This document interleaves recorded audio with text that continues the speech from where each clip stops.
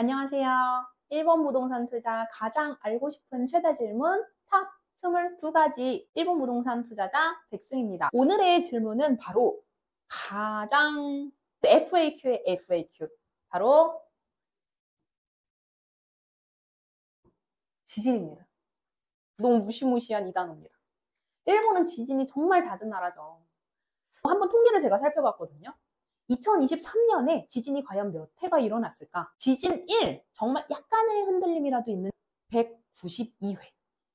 그리고 이 중에서도 진짜 우리가 지진이라고 느낄 만한, 즉 건물 안에 있는 물건들이 흔들리는 것을 느낄 정도인 몇?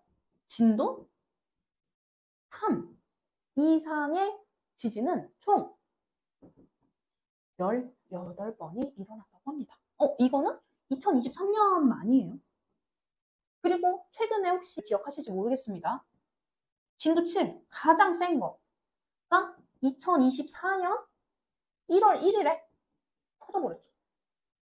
난리가 났었죠. 새해부터. 그리고 더 무서운 것은 이거 이후에도 여진이라고 하죠. 이 지진, 큰 지진이 온 이후에 계속해서 이렇게 자근자근 오는 지진이 있거든요. 그게 약 60여 차례가 관측되었다고 합니다. 우리는 한국에 살면서 지진을 한 번도 못 느껴본 사람들도 꽤 많거든요. 제 얘기입니다. 그런데 일본은 생각해보면 2023년에 건물이 흔들리는 게 18번. 근데 이것이 아니더라도 아까 192회라고 했죠. 사실상 이틀에 한 번꼴로 지진이 일어나고 있는 나라예요.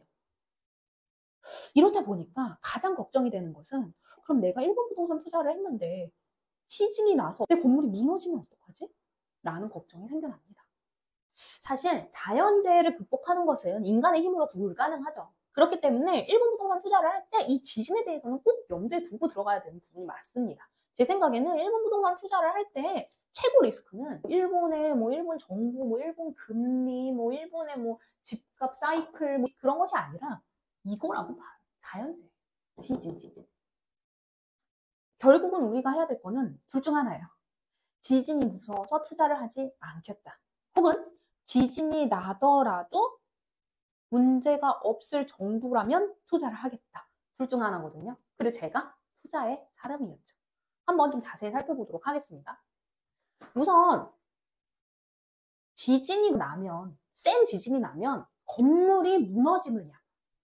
건물이 이렇게 생겼던 건물이 와장창창 깨져서 무너지는 거. 이거를 완전 파괴거든요. 전괴라고 부릅니다. 완전히 다 무너져 버리는 거. 이런 일이 발생하느냐. 네, 제가 신문기사에서 봤는데, 제가 뉴스에서 봤는데, 정말로 집이 아예 무너져 버렸던데요? 앞에 도로가 깨져 버렸던데요? 막 쓰나미 와가지고 다 막 날아갔던데요?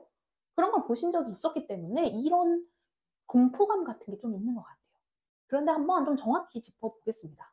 사실 이 건물이 와르르 무너진다는 것은 이 건물이 지진을 견딜 수 있는 능력이 없어서거든요. 그것을 일본에서는 내진 기준이라고 부릅니다. 내진 설계의 기준이거든요. 일본은 이 내진 설계가 세계 최강의 나라입니다. 그럴 수밖에 없겠죠. 지진이 이틀에 한 번씩 나는 나라인데 이 내진 설계가 어마어마하겠죠. 본인도 살아야 되는데. 이 내진 설계는요, 사실 꽤 역사가 오래됐어요. 정확히는 1920년부터 내진 설계를 건축물에는 모두 이 지진을 견딜 수 있는 설계를 넣어라 라고 넣게 된 것이 1920년. 그리고 그것이 수많은 지진을 거쳐오면서 계속해서 발전되어서 내진 설계의 그 기준도 계속해서 올라가게 되었어요. 그래서 가장 우리가 주목하게 되는 내진 설계의 기준을 보면 계속해서 업그레이드 되던 내진 설계 1981년에 개정된 신내진 기준이라는 기준입니다. 신내진 기준은 무엇이냐? 이것은 아까 전에 제가 서두에 가장 센 지진이 와서 와르르 무너졌다 했던 지진의 진도가 진도 7이거든요.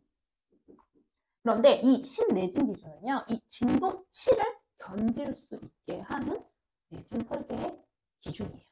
즉, 진도 7이 내 건물 밑에서 여기서 터졌어요. 그래도 이 건물은요, 이 신내진 기준이 적용되어 있다면 와르르 무너지지 않아요. 그럼 실제 그랬냐? 다행히도 그런 통계가 있습니다. 또 1995년에 진도 7에 한신 아와지 대지진이 일어났었어요. 그때 이 신내진 기준을 충족해서 건축해놨던 건축물의 70% 이상은 경미한 피해 또는 피해가 없음으로 끝이 났대요. 정말 대단하지 않나요? 진도 7이 바로 내 건물 밑에서 터졌어도 신내진 기준을 만족하고 있다면 경미한 피해로 끝날 수 있다는 거죠. 물론 100%는 아닙니다. 모든 인생의 모든 것이 그렇듯 100%짜리는 없어요. 하지만 상당 부분은 안전하게 지어지고 그리고 그것을 견딜 수 있는 능력이 있다라고 보고 있는 거죠. 그래서 이제 다시 우리가 초반으로 돌아와서 일본 부동산 투자를 할 때 가장 걱정되는 이 한 가지, 지진. 그러면 이 지진이 무서워서 선택하지 않는다. 투자 선택을 하지 않는다라고 하면은 어쩔 수 없죠. 하지만 내가 이것을 감당할 수 있는 정도라면 투자를 해보고 싶다. 왜냐면 지진이 100% 여기서 나는 건 아니잖아요. 그러면 나는 가능성의 측면에서만 보고 내 건물의 피해를 완화시킬 수 있는 그런 것이 있다면 나는 한번 해볼래? 라고 생각을 해볼 수도 있겠죠. 그것의 기준은 과연 어떤 것이냐? 네. 1981년에 제정된 신내진 기준이라는 거죠. 그럼 뭐 이게 뭐 대단한 얘기냐? 그건 아니고요. 사실 일본인들은 다 알고 있어요. 신내진 기준이라는 것은 일본 사회에서 정말 큰 역할을 하고 있습니다. 세입자가 방을 구할 때, 내 집 마련을 할 때, 또 저희처럼 투자자가 부동산을 매입할 때 이 신내진 기준이 적용되어 있느냐 안 되어 있느냐는 정말로 큰 조건이 됩니다. 물론 신내진 기준이 충족되지 않았다고 해서 그것이 가치가 없는 부동산이라고 할 수는 없어요. 그 후에 내진 리모델링을 또 할 수도 있고요. 또 굳이 이 신내진 기준을 빠방하게 채워놓지 않더라도 무너지진 않는다. 약간 이런 인식이 있는 경우도 있고요. 근데 그것은 어떤 것에 한해서? 목조가 아닌 것에 한해서. 건축물을 지을 때 어떤 구조로 지을 것이냐 라는 것이 되게 중요한데 일본 사회에서는 이 지진과 연관되어 있기 때문이죠. 목조로 지어진 건물은요 약해요. 나무로 지어졌죠. 그러니까 우리가 생각하는 RC조, 철근 콘크리트로 지어진 건물보다 훨씬 더 약하기 때문에 목조로 지어진 건물에는 좀 주의를 해줘야 됩니다. 목조 건물이 실제로 신내진 기준을 충족했음에도 무너진 경우가 있었던 거죠. 그래서 2000년에 한 번 더 법을 개정합니다. 목조에서 우리가 놓치고 있었던 부분을 보강을 하는 더 파워풀한 신내진 기준이 적용되게 돼요. 그래서 이제 결론적으로 우리가 일본에서 부동산 투자를 고민하고 있다라고 한다면 1981년에 제정된 신내진 기준이 적용된 건축물 또는 2000년대 이후에 건축된 목조 건물이라면 지진의 리스크를 최소화, 좀 줄일 수 있다라는 것을 꼭 알아두셨으면 좋겠습니다. 정확히 말하자면 사실 지진으로서 건축물에 문제가 생기는 걸 걱정하기보다는 일본인들은 지진 때문에 나타난 현상들, 예를 들어서 가장 대표적으로 쓰나미 있죠.